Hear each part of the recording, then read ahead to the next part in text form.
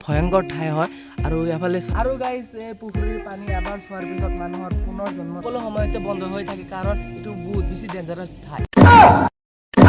Hey guys, welcome back to my YouTube channel. আৰু মোৰ ব্লগত আপোনালোকে সকলোকে স্বাগতম জনাইছোঁ আৰু আজি মই গৈ আছোঁ এখন ঠাইৰ নাম হৈছে সৰগলৈ যোৱা ৰাস্তা আজি সৰগতে যাওঁ নে নৰগতে যাওঁ বলক ভিডিঅ'টো আৰম্ভ কৰোঁ আৰু মোৰ লগতে আছে আমাৰ আমিৰ ভাই আৰু আছে মাইদুল চলো ফাইনালি আমাৰ যাত্ৰাটো আৰম্ভ আৰু মোৰ পিছফালে আছে আমিৰ ভাই তো মজা লাগি আছে গাইজ বম হ'ব যে ভিডিঅ'টো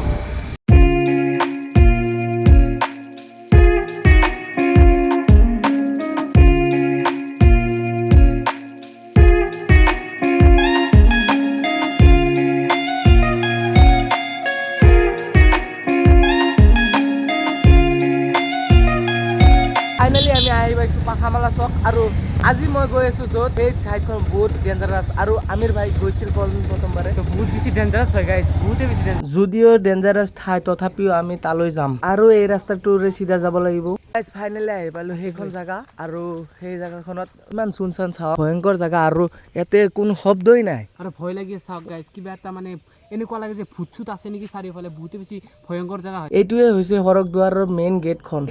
সকলো সময়তে বন্ধ হৈ থাকে কাৰণ এইটো বহুত বেছি ডেঞ্জাৰাছ ঠাই আৰু এতিয়া আমি ইয়াৰ ভিতৰলৈ যাম আহক এইবাৰ সৰগদুৱাৰ আৰু সৰগদুৱাৰ আহি কিনে এনেকুৱা চুনচান জেগা আৰু এই পুখুৰীখনৰ লগতে বহুত ডাঙৰ এটা কাহিনী জড়িত হৈ আছে মানে কেছটো হৈছে গাইজ এফালে আছে সেই পুখুৰীটো যিটো পুখুৰীত আৰু গাইজ এই পুখুৰীৰ পানী এবাৰ চোৱাৰ পিছত মানুহৰ পুনৰ জন্ম নাপায় গাইজ ইয়াতে আহিলে এই পুখুৰীৰ পানী হাতেৰে কেতিয়াও নুচুব আৰু আপোনালোকক সৰগৰ মেইন দুৱাৰখন দেখাওক তো বলক এখন সৰগৰ দুৱাৰত আমেৰিকাৰ পৰা এজন মানুহ আহিছিল তেওঁ সৰগলৈ গৈছিল সেই গুহাৰ ভিতৰলৈ গৈছিল সেইখন গুহা আৰু সেইখন গুহাৰ পৰা আৰু কেতিয়াও ঘূৰি অহা নাই সেইটো লোকবিশ্বাস মতে হয় আৰু গাইজ সেইখনে হৈছে সেই সৰগ দুৱাৰখন কিমান বেছি ভয়ংকৰ আৰু আহক অলপমান ভিতৰলৈ যাওঁ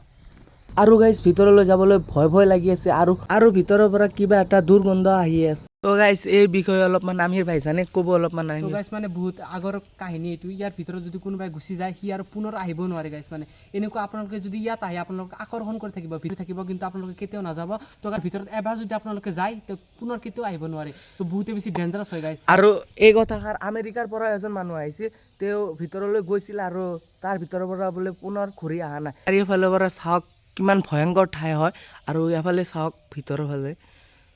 বহুত বেছি ভয়ানক ঠাই সৰগদুৱাৰৰ সন্মুখতে আছে এইখন পুখুৰী আৰু এই পুখুৰীৰ পানী কেতিয়াও স্পৰ্শ নকৰিব আৰু গাইজ এইফালে চাৰিওফালে চাব পাৰিছে ধুনীয়াৰ জংঘল হৈ আছে এই কাৰণে জংঘল হৈ আছে কাৰণ এই ঠাইখন বহুত বেছি ডেঞ্জাৰাছ হয় গাইছে লোকবিশ্বাস মতে এই গুহাটোৰ ভিতৰত বোলে ৰজাৰ খাজানা আছে বুলি মানুহে বিশ্বাস কৰে আৰু ইয়াতে আপোনালোকে লোভতেও কেতিয়া ভিতৰলৈ সোমাব নাযাব কাৰণ গ'লে আৰু বাই বাই টাটা